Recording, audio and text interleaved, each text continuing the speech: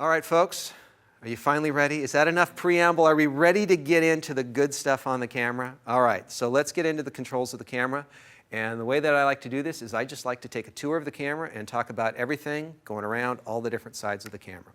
First off, your basic controls. Obviously, you want to turn the camera on for the operations. It does go through a sensor cleaning system, so it automatically tries to knock off any dust on the sensor. If there continues to be dust on the sensor, there are further additional steps you can take. I'll talk about that later in the menu system. The shutter release, obviously for taking photos, but your camera needs battery power for the camera to work, and so it goes to sleep on a regular basis.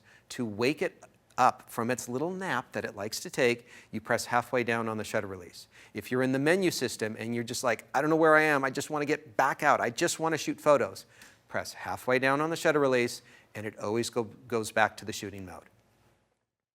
The main dial on this camera is the thumb dial in the back of the camera, so that's kind of the go-to dial for making changes.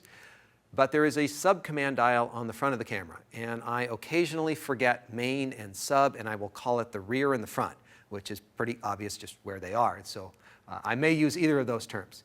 The multi-selector is another term that I have a hard time remembering. I might call it the mouse or the up-down selector in the back of the camera. And that's how we're going to navigate the focusing system as well as the menu system.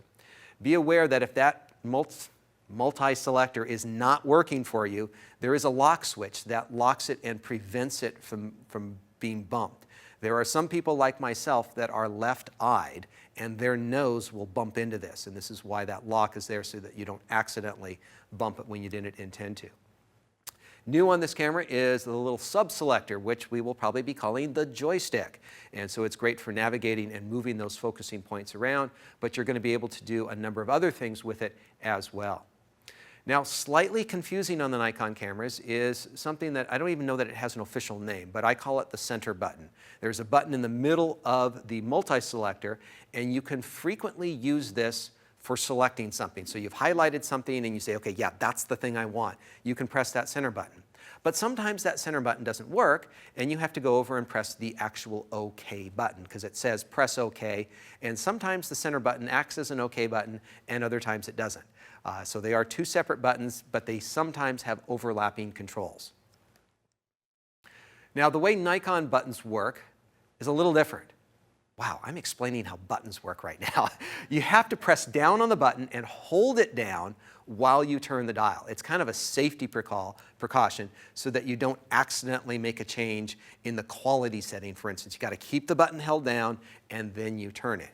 Now, if you don't like this operation, there will be a way of tweaking it and adjusting it to make it like other brands of cameras, and I'll talk about that once we get into the menu system where we can make that control.